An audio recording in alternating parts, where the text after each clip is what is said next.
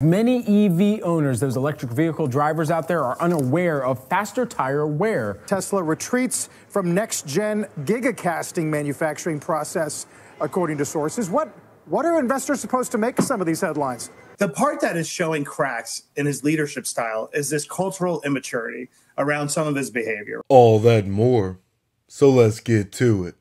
Tesla stock is up in the pre-market nearly 2%, sitting at 183.51. I haven't really gauged in any options activity recently. The volatility has been, well, sporadic. Is it going to go up? Is it going to go down? The only thing I do know for certain is that I don't mind buying shares at these levels. So for the time being, weekly calls, puts, I'm gonna put that on the back burner for now. But placing some calls that go 2 months, 4 months out, that's a strong possibility.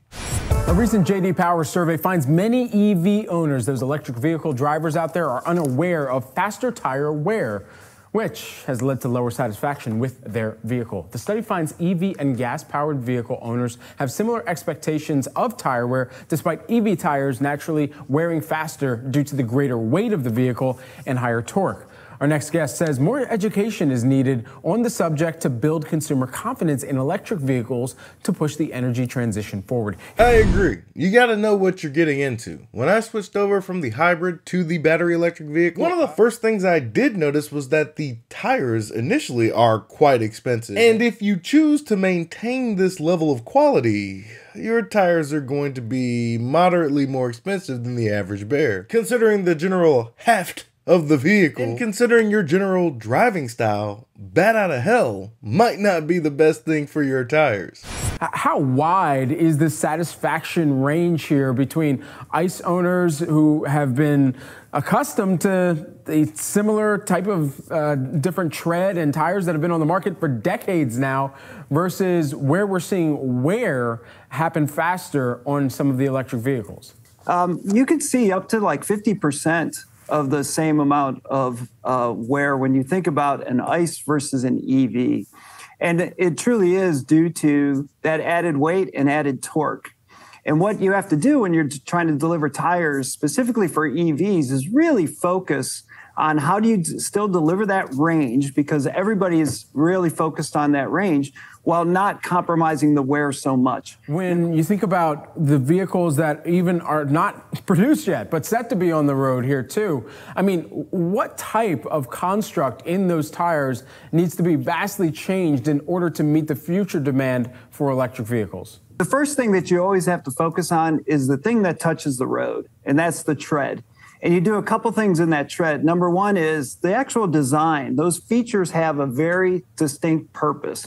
And that purpose is wear, but it also has to give you that great traction. So especially as you can put on more torque in a shorter amount of time with an EV, you have to maintain that connection with the road. And of course, that's a unique job that tires do. The other thing is the actual materials that you choose. And so the materials that we're choosing have to be better at playing that trade-off of delivering that range, the fuel economy at the same time, or in this case, again, the range, or that tread wear. Lastly, the thing that we do quite a bit is actually the shape of the tire. And something people may not think about at all is the drag from aerodynamics. And there's a lot to actually optimize with respect to the shape of the tire and how they fit with the design of the vehicle itself. Chris, just lastly, while we had you, we mentioned at the top, it's the torque, it's the heavier vehicle that impacts the wear of the tires. But what about full self-driving? What is the estimation or the research, the development that you're putting around that to know the effects of full self-driving on the wear of tires? Well, actually, I'm pretty excited about that driving aspect because number one, you start having better control of the vehicle, and you could optimize the way the vehicle drives in order to optimize the tire performance. You're damn right. How do you do that? Well, because at the same time, we're actually putting sensors through what we call our sightline technology in the tires, and we're connecting that into the autonomous driving system. And so you could actually get feedback from our sensors into that system to say, look, you should be applying torque differently because you're starting to wear the tire more in maybe one position versus the other. They can give you proactive maintenance to rotate your tires or even tell you the real-time inflation to if the tires need more air. And so all of those trends around the connectivity of the vehicle, ultimately with autonomous, also gives you, I think, a big opportunity to optimize the tires and how the tire works with the system. So if anything, I think it's going to be better for tires versus more challenging. In addition to curbs, potholes, speed bumps, all of these things, FSD is essentially putting your tire on the front lines. But with the maturation of FSD, this will improve over time. But I'd rather buy more expensive tires and replace them more frequently than to ever have to go back to that traditional maintenance of an internal combustion engine. For more on demand in the auto market and what's next for Tesla, let's bring in former Ford CEO and CNBC contributor Mark Fields. Mark, it's good to have you. We got a flash head right now from, I think, Bloomberg saying that Tesla retreats from next-gen gigacasting manufacturing process, according to sources. What are investors supposed to make of some of these headlines? Well, you know, I think if you're inside Tesla right now, there's probably a lot of confusion. You mean? With considerably less of a headcount than they had 2 weeks ago, I'd imagine the confusion is at an all-time low right now. If you're an investor, you know, you're looking at the business right now and you're saying, listen, the last quarter, it burned cash. At the same time, you know, you got lots of management turmoil. You got market share going down. You have more inventory than you ever held. And you're having all these kind of announcements that come out a bit haphazardly of what they're doing with costs, et cetera. So it's got to give them pause in terms of, you know, their investment, what the strategy is for Tesla going forward. If this is you, please sell your shares so that I can scoop them up. No need to worry your pretty little head over it. I'll just hold on to those for safekeeping. But also, Carl, if you're inside Tesla as an employee, you know, you've got to be looking over your shoulder, because when you do these kind of reductions in workforce, usually what you want to do is you want to say, here's the percent we're cutting. Here's the date by which we'll be done with this, at least for now. And Tesla has not kind of articulated that. So it's a little bit of a drip by drip. And what you'll see inside Tesla's organization probably is a lot of paralysis right now.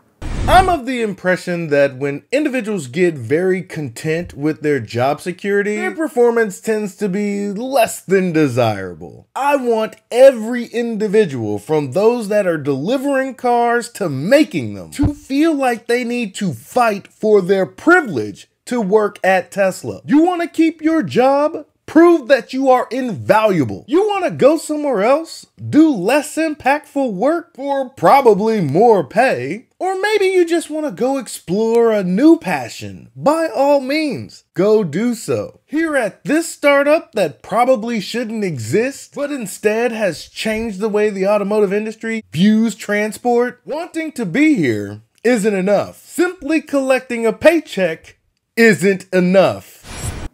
Do you believe that less commitment to the charging network hastens a broader slowdown in EVs, like lowers the adoption curve even more? Well, from a consumer standpoint, it's not a positive news, right? Because if you're a current Tesla customer, you know, when Musk says, listen, we're going to increase the uptime of our locations, you know, that translates into the customer saying, I'm going to have to wait more. I'm going to have more cars in front of me. Because he wants 100% uptime. If you're a customer considering a Tesla, you're saying, well, okay, it might be more inconvenient for me to charge this vehicle. And importantly, if you're a customer of any of the other OEMs that have signed up to use the Tesla network, it's just not, it's a net negative in terms of from a consumer standpoint. So it doesn't help.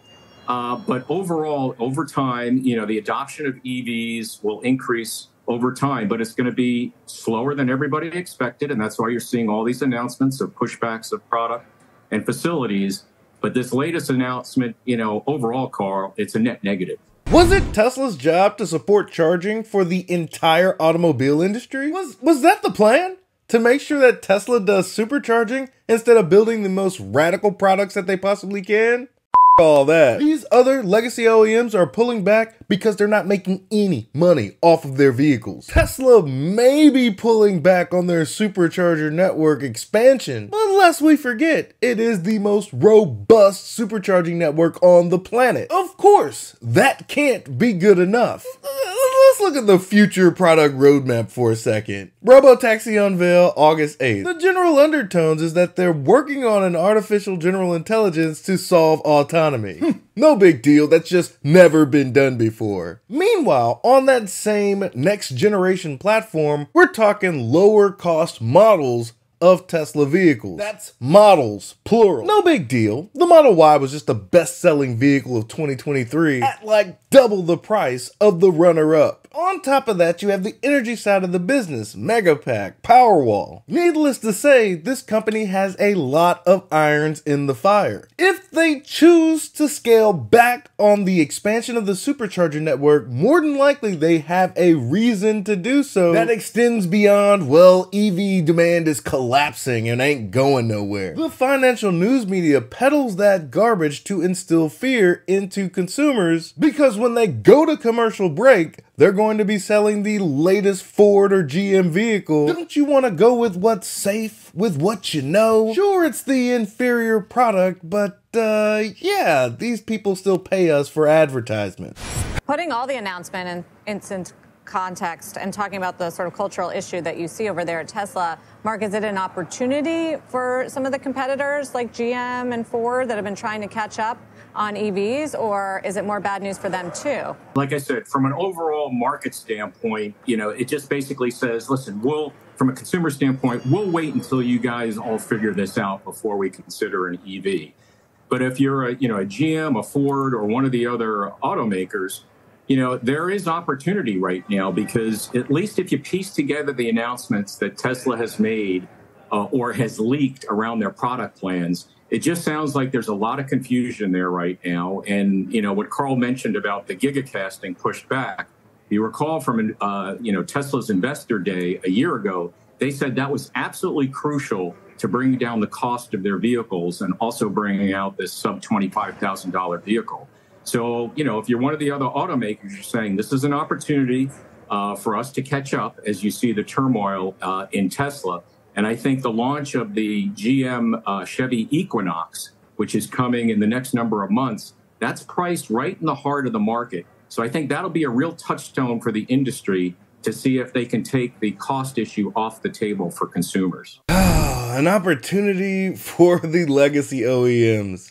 It's really just hilarious to me. Any setback that Tesla has will not change the fact that they are miles ahead of everyone else trying to build battery electric vehicles. The Chevy Equinox? Forget the price of what that could be placed at. How much is it going to take GM to make the vehicle? I wish GM all the success in the world, but Tesla is indeed the gold standard when it comes to their manufacturing lead on the rest of the industry.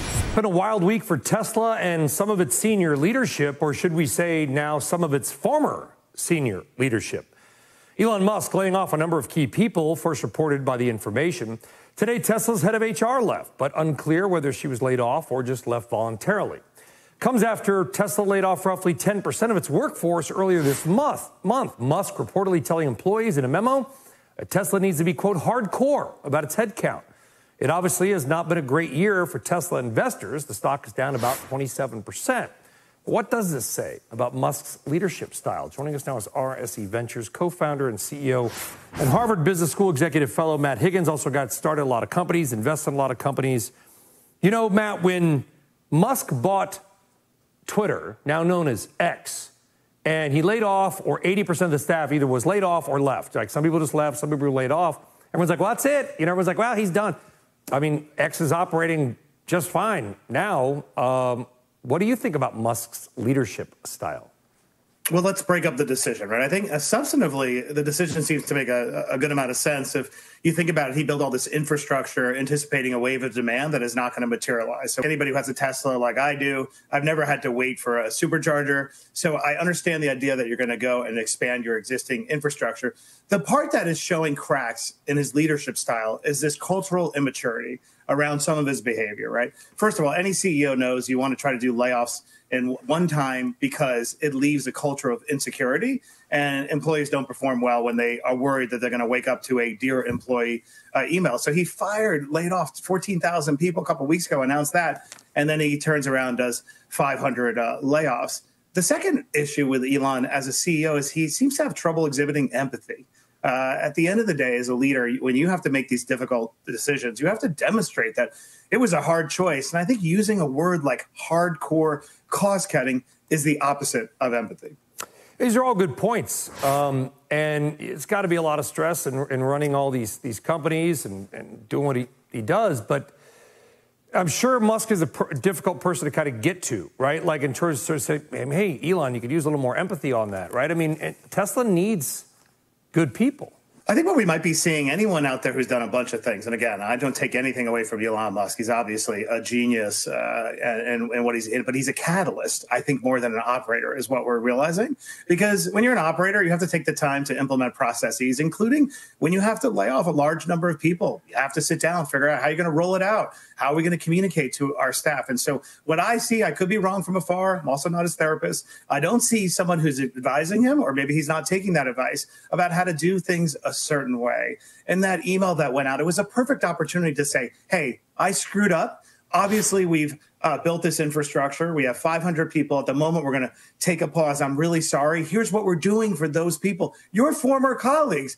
Instead, he did the opposite. Here's why it matters to shareholders. There's tons of research and data that shows that companies who institute layoffs, they tend to underperform for the next 3 years because what they thought was a catalyst can end up being cancer. I don't know. For some reason, I thought the mission was to accelerate the world's transition to a sustainable energy economy, not coddle individuals for job security's sake. You need good people. Tesla has great people. And last time I checked, there's no shortage of individuals wanting to work for Elon Musk. The people that work for Tesla is doing meaningful, impactful work for probably less pay. They could probably go somewhere else, get paid more. But these individuals want to be a part of something special. Being lean and hungry, especially in these macroeconomic times of distress, is not only how you survive, but how you thrive.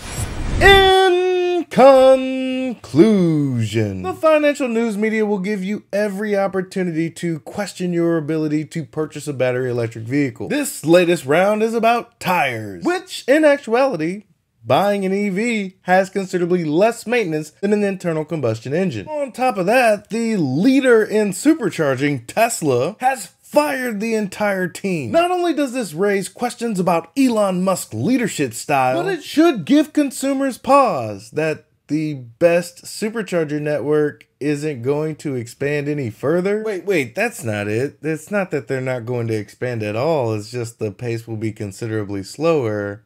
Forget it. The supercharger network is going to crash and burn now that Tesla has let go all of these individuals. There's chaos in the ranks. They fired all the best people and kept all the subpar talent. The double standard and hypocrisy that comes with Elon Musk and Tesla makes me a little sick to my stomach. Now, I don't agree with everything Elon Musk says or does, but I will not let it blind me from the fact that Tesla is going to be the most valuable company in a decade's time. That's all I got for you today. Be easy. Peace.